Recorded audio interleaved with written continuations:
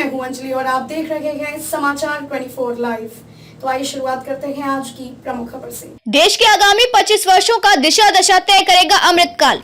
निर्बल असहाय गरीब किसान एवं राष्ट्र को समर्पित अमृतकाल बजट। प्रधानमंत्री नरेंद्र मोदी की सरकार द्वारा प्रस्तुत किया गया बजट कोई आम बजट नहीं बल्कि अमृतकाल बजट है, जो गरीब किसान समाज के अंतिम पायदान पर बैठे व्यक्ति, महिलाओं व देश कल्याण को समर्पित बजट है। यह बजट देश के आगामी 25 वर्षों की दशा व दिशा तय करेगा। जिस समय देश आजादी का शताब्दी वर्ष मना रहा होगा, तब देश विश्व के विकसित देशों में शामिल हो चुका होगा। उपरोक्त बातें राज्य मंत्री परिवहन विभाग उत्तर प्रदेश दयाशंकर सिंह ने भाजपा द्वारा टाउन हॉल ऑडिटोरियम में आयोजित अमृतकाल बजट पर प्रबुद्ध वर्ग गोष्ठी को संबोधित करते हुए कहा। उन्होंने कहा कि बजट के महत्व को आम जनता में पहुंचाना सरकार की एक पवित्र मंशा है। उन्होंने संबोधन के शुरू में ही विपक्ष पर हमलावर होते हुए कहा कि इस बजट के खिलाफ बोलने के लिए विपक्ष के पास कुछ बचा नहीं है, लिहाजा विपक्ष तथ्यहीन बातें करके सदन से भाग रहा है। उन्होंने कहा कि यह पहला बजट है जब खुद मीडिया हाउस भी यह मानने को तैयार है कि इस बजट में कहीं से कोई राजनीति नहीं हुई है, जबकि देश के कई प्रदेशों में शीघ्र ही चुनाव होने वाले हैं। उसके बावजूद यह बजट लोक कल्याण को समर्पित माना जा रहा है। उत्तर प्रदेश सरकार का प्रतिनिधित्व करते हुए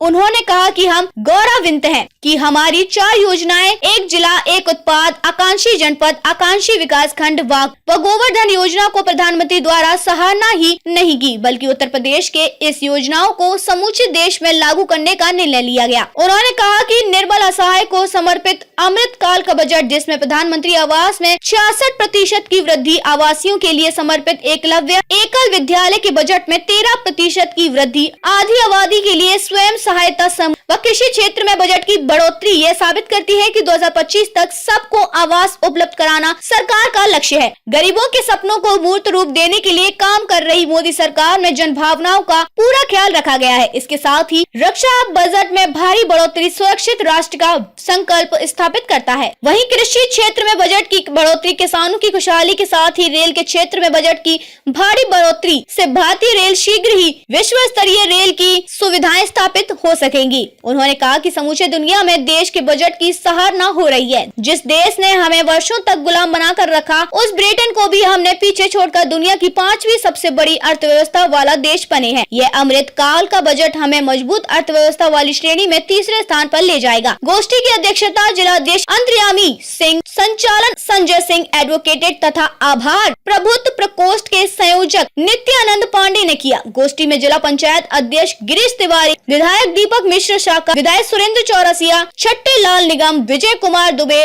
मार्कंडेय शाही, विजय बहादुर दुबे, प्रदेश media panelist SN Singh, Rajesh Kumar Mishra, Vinda Kushwaha, Usha Paswan, Ajay शाही, श्रीनिवास मणि, रविंद्र किशोर कौशल, प्रमोद शाही, रामागा चौहान, शिव कुमार राजभर, महेश मणि, निर्मला गौतम, राजेंद्र मल्ल, अभिकेश बांडे, शिव कुमार राजभर, पवन मिश्र, भारती शर्मा, राजन सोनकर, शमुद्दीन अहमद, प्रवीण मल्ल, छट्टू यादव, शिवेश पांडे, अभिषेक जायसवाल, संजय पांडे, ब्रजेश गुप्ता, रामदास मिश्र, नवीन सिंह, जितेंद्र सिंह, राम संतोष शुक्ला, नागेश पति त्रिपाठी, अरविंद चौहान, जीवन पति त्रिपाठी, प्रभाकर राय, जितेंद्र प्रताप राय, भूपेंद्र सिंह, प्रमोद सिंह, कमलेश सिंह, वैभव सिंह आदि रहे। हमारे मीडिया प्रभारी अनिमेश जी, अम्बिकेश जी,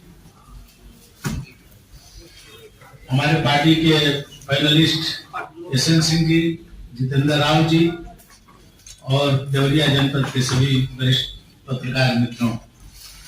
बलिया जनपद के देवरिया जनपद में प्रभारी के रूप में ये प्रथम आगमन है और जो भी बजट 2023-24 का हुआ है केंद्र सरकार द्वारा, उसमें पार्टी द्वारा प्रत्येक जनपद में प्रभारी मंत्रियों द्वारा बजट पर एक चर्चा का संगोष्ठी आयोजित किया गया है। आज उसमें कार्यक्रम के निमित्त मैं आज देवरिया जनपद में आया हूँ और सबसे पहला कार्यक्रम आप लोगों से मिलने का ही कार्यक्रम, क्योंकि अब तो बार बार देवरिया आना रहेगा, क्योंकि प्रभारी के रूप में माननीय मुख्यमंत्री जी का निर्देश है कि सभी जो प्रभारी मंत्री कम से कम एक महीने खबरों में अब तक लिए बस इतना ही। मिलते हैं फिर ऐसी ही बड़ी खबर के साथ। तब तक के लिए नमस्कार और देखते रहिए समाचार 24 लाइव।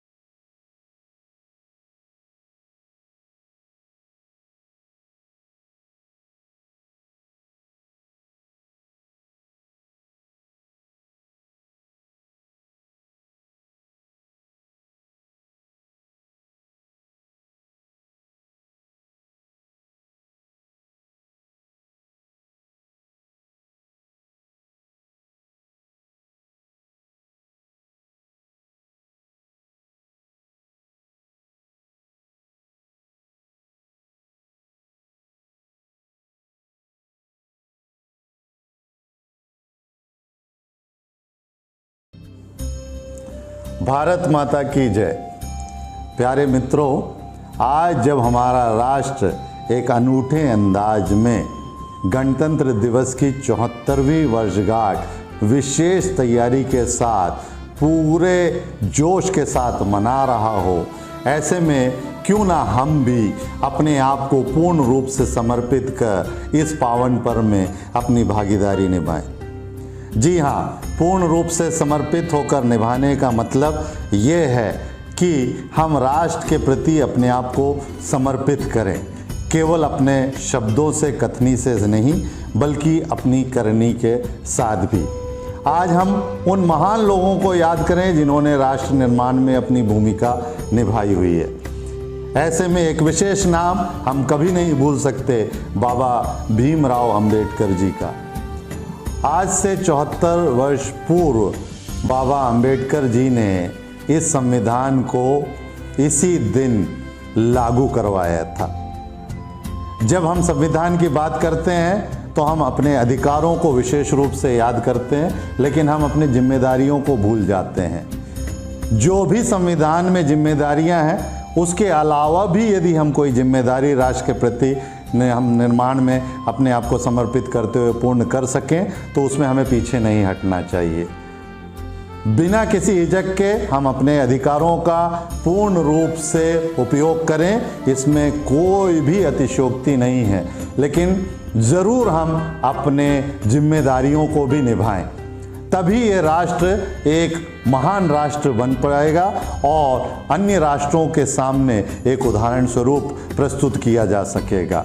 आइए हम सब मिलकर अपने जिम्मेदारियों का निर्वहन करते हुए इस राष्ट्र को एक सुंदर राष्ट्र बनाने में अपनी भूमिका निभाएं और इस राष्ट्र को सर्वश्रेष्ठ राष्ट्र बनाने में सक्षम हो। जय हिंद, जय भारत।